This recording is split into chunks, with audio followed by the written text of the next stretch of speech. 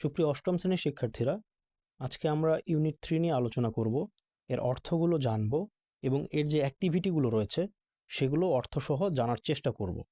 চলো শুরু করা যাক। কি আছে আমাদের ইউনিট 3? হেলথ অ্যান্ড হাইজিন, স্বাস্থ্য ও স্বাস্থ্যবিধি। এখানে আমাদের 3টি ছবি দেওয়া আছে।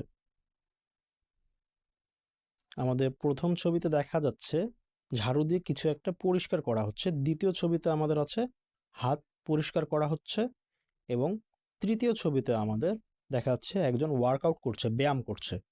দেখি আমাদের নিচে কি আছে। আমাদের নিচে কিছু কথা বলা আছে। After we have studied this unit, এই অধ্যায়টি পড়ার পর আমরা উই উইল অ্যাবল টু, আমরা সক্ষম হব। কিতে সক্ষম হব দেখি। Read and understand text through silent reading, নীরব পাঠের মাধ্যমে মূল পাঠগুলো পড়তে ও বুঝতে। লিসেন ফর ইনফরমেশন, তথ্যের জন্য শুনতে। আস্ক অ্যান্ড অ্যান্সার কোয়েশ্চেন্স, প্রশ্ন জিজ্ঞাসা করতে ও উত্তর দিতে। Write the answers two questions, প্রশ্নের উত্তর লিখতে। প্র্যাকটিস সাউন্ডস, ধ্বনি অনুশীলন করতে। রাইট প্যারাগ্রাফস অবলিক কম্পোজিশনস, অনুচ্ছেদ অথবা রচনা লিখতে। তো এগুলো করতে আমরা কি হব? সক্ষম হব যখন আমরা পুরো ইউনিটটি পড়ব এবং জানব। চলো আমরা নিচে যে দেখি পরবর্তী পৃষ্ঠায়। আচ্ছা, এখানে আমাদের এখন কি আছে? এখানে আমাদের আছে লেসন 1। লেসন 1 কি আছে? হেলথ, স্বাস্থ্য। আমাদের এখানে প্রতিটি লেসনের মতো কিছু কিওয়ার্ডস দেওয়া আছে। তো প্রথম কিওয়ার্ডটি হলো ডিজিজ, যার অর্থ হলো রোগ বা অসুখ। এটি একটি নাউন। আমাদের দ্বিতীয় কিওয়ার্ডসটি হলো এসেনশিয়াল, এটি হলো অ্যাডজেক্টিভ, যার অর্থ হলো অপরিহার্য বা প্রয়োজনীয়। আমাদের তৃতীয় কিওয়ার্ডটি হলো কনসেন্ট্রেশন, এটি একটি ভার্ব, যার অর্থ হলো মনোযোগ দেওয়া। আমাদের চতুর্থ কিওয়ার্ডটি হলো পজেশন, যার অর্থ হলো অধিকার অথবা আয়ত্ত করা, এটি একটি নাউন। আমাদের এতে কি বলা হয়েছে? আমাদের এতে বলা হয়েছে look at and talk about the picture, ছবিটি দেখো এবং এর সম্পর্কে বলো। Ask and answer the following questions, জিজ্ঞাসা করো এবং উত্তর দাও নিম্নোক্ত প্রশ্নগুলোর। আমাদের এখানে ছবি দেওয়া আছে একটি। এটি কিসের ছবি? এটি হাত ধোয়ার ছবি। আমাদের প্রথম প্রশ্নটি যেটি করা হয়েছে, how often do you wash hands, আমরা কতক্ষণ পর পর হাত ধৌত করি। এটা আমরা উল্লেখ করব যদি আমরা অনেকে নামাজ পড়ি। যারা আমরা নামাজ পড়ি তারা তো আমরা অজু করি 5 ওয়াক্ত নামাজের সময়, তাই না? তাহলে 5 বার তো আমাদের ধোয়া হচ্ছেই। সকালে ঘুম থেকে ওঠার সময় আরেকবার ধুই, আবার খাওয়ার আগে আমরা হাত ধুই, আমরা যখন বাথরুমে যাই বাথরুম থেকে বের হয়ে আমরা হাত ধুই। এই কথাগুলোই আমরা লিখব। আমাদের দ্বিতীয় প্রশ্নে বলা আছে why do you wash hands, আমরা হাত কেন ধুই? আমরা রোগ জীবাণু থেকে বাঁচার জন্য এবং পরিষ্কার পরিচ্ছন্ন হওয়ার জন্য হাত ধৌত করি। এটাও আমরা এভাবে লিখব। এখন আমরা আমাদের পরবর্তী প্রশ্নে যাই। পরবর্তী প্রশ্নে আমাদের বলা আছে read the questions first, then read the text and answer the questions. প্রথমে প্রশ্নগুলো পড়ো, তারপর মূল পাঠটি পড়ো এবং প্রশ্নগুলোর উত্তর দাও। তাহলে আগে আমরা প্রশ্নগুলো জানবো, তারপরে নিচের অংশটি পড়ব। প্রশ্নগুলো জানার পর নিচের অংশটি আমরা পড়ব, এরপর প্রশ্নগুলোর উত্তর আমরা দেওয়ার চেষ্টা করব। তো প্রথমে আমাদের প্রশ্নে কি বলেছে? Why is good health essential for us, সুস্বাস্থ্য আমাদের জন্য অপরিহার্য কেন? এবং দ্বিতীয় প্রশ্নটি করেছে why is physical exercise necessary, শারীরিক চর্চা কেন প্রয়োজন? আমরা প্রথম প্রশ্নের উত্তর এভাবে দিতে পারি, good health is essential for us to lead a sound life, সুখী জীবনযাপনের জন্য আমাদের সুস্বাস্থ্যের প্রয়োজন। এখন দ্বিতীয় প্রশ্নের উত্তর আমরা কি বলবো? আমরা দ্বিতীয় প্রশ্নের উত্তর এভাবে দেব, physical exercise is necessary to keep our body fit for work and enjoy life, শারীরিক চর্চা দেহকে কাজের জন্য উপযুক্ত রাখতে এবং জীবন উপভোগ করতে প্রয়োজন। এখন আমরা নিচের অনুচ্ছেদটি পড়ি। Health is the condition of our body and mind, আমাদের দেহ ও মনের অবস্থাই হলো স্বাস্থ্য। It may be good or bad, এটি ভালো কিংবা খারাপ হতে পারে। Good health means healthy body free from disease. সুস্বাস্থ্য বলতে রোগমুক্ত সুস্থ শরীরকে বোঝায়। It is essential for everyone to lead a happy life. সুখী জীবনযাপনের জন্য এটি সবার জন্য অত্যাবশ্যক।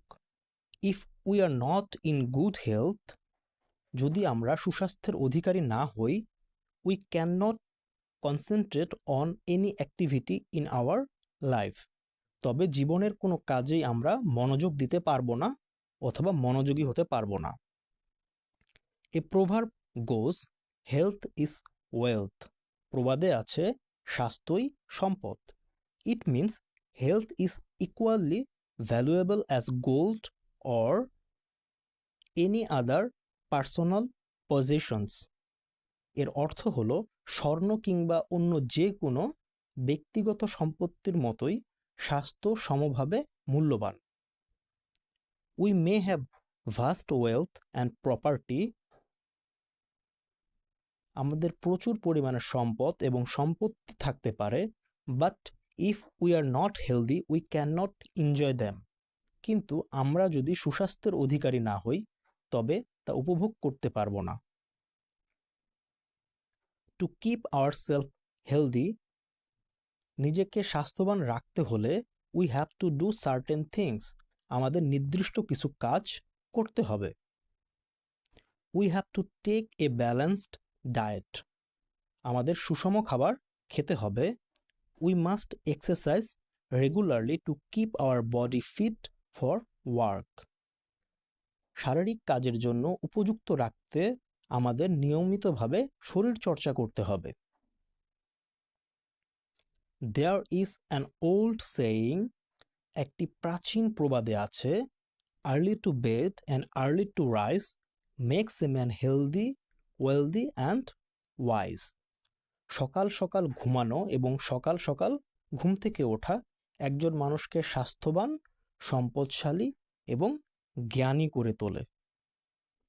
So we should not keep late hours, তাই আমাদের রাত জাগা উচিত নয়।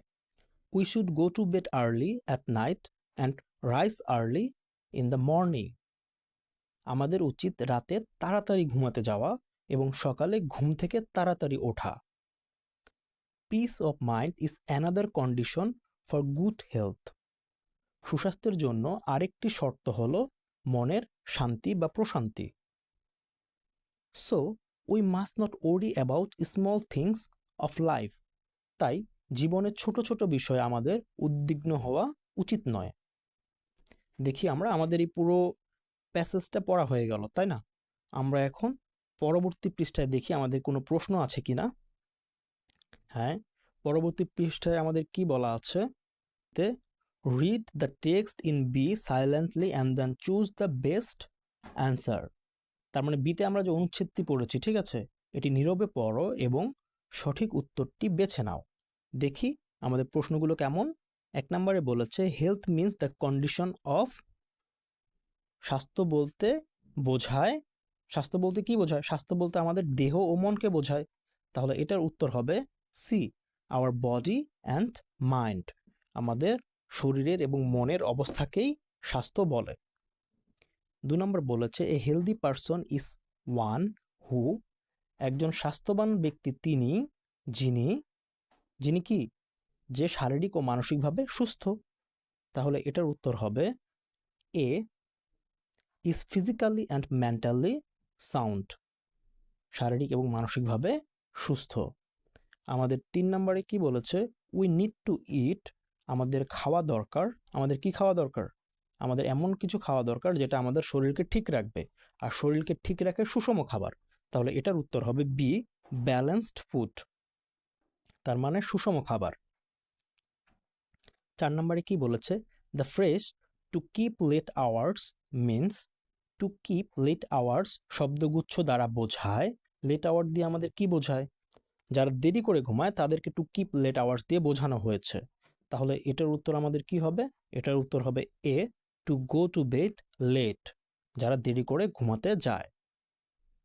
এবার ডিতে আমাদের কি বলেছে দেখি। আমাদের ডিতে বলেছে write a short paragraph about how you can maintain good health within 180 200 words.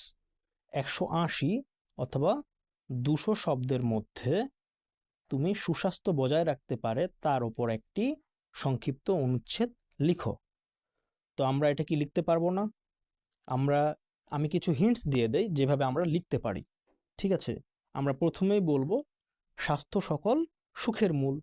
So আমরা এটা এভাবে বলবো, good health is the root of all happiness.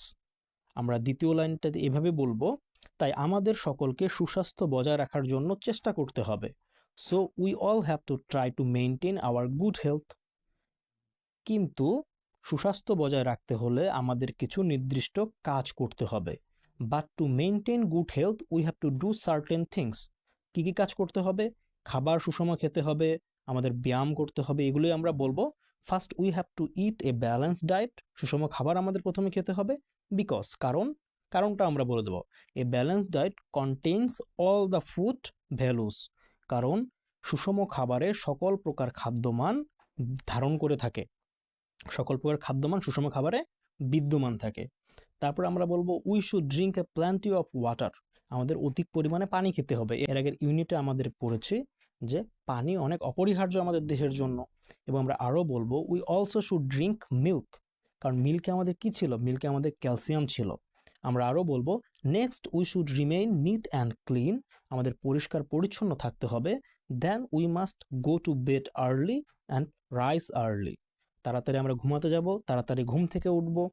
After that we have to take physical exercise regularly. অবশ্যই আমাদের কি করতে হবে? শরীর চর্চা করতে হবে প্রাত্যহিকভাবে, প্রতিদিন। It keeps our body fit for work. এটা আমাদের শরীরকে কাজের জন্য কি রাখে? ঠিক রাখে। শেষে আমরা এভাবে শেষ করতে পারি, finally we should keep our mind free from ওরি অ্যান্ড অ্যাংজাইটি। এই দিয়েই আমরা শেষ করব। আমরা এভাবে এটা লেখার চেষ্টা করব। এর পরবর্তীতেও আমরা যদি এটা না পারি তাহলে আমি লিখে এটা তোমাদের সাবমিট করে দেবো এখানে। ঠিক আছে, আজকে এ পর্যন্তই।